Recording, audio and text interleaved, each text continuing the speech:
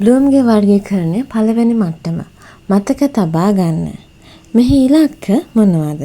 මූලික කරුණු අර්ථ දැක්වීම හෝ සංකල්ප සිහිපත් කිරීම මෙහි ඉලක්කය වෙනවා. ඒ වගේම බ්ලූම්ගේ වර්ගීකරණය පළවෙනි කොටස මතක තබා ගන්න. මෙහිදී ඉගෙනුම්කරුගේ කාර්යය මොකද්ද?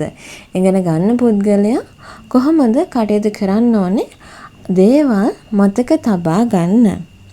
ගැඹුරුම් තේරුම් ගැනීමට අවශ්‍ය නොවි මතකයෙන් තොරතුරු ලබා ගන්න උත්සාහ කරන්න ඕනේ. ගැඹුරුම් තේරුම් ගැනීමට අවශ්‍ය නොවි මතකයෙන් තොරතුරු ලබා ගන්න. ප්‍රයෝජනවත් ක්‍රියාපද.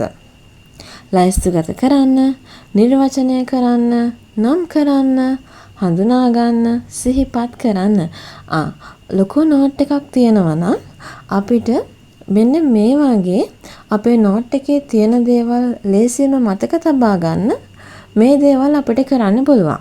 ලයිස්තුගත කරන්න, නිර්වචනය කරන්න, නම් කරන්න, හඳුනා ගන්න, සිහිපත් කරන්න. හරි. අපි බලමු උදාහරණ. බ්ලූම්ගේ වර්ගීකරණය පළවෙනි මට්ටම මතක තබා ගන්න.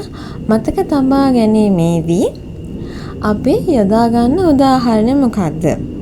දල චක්‍රය අදියර 4 ලයිස්තුගත කරන්න.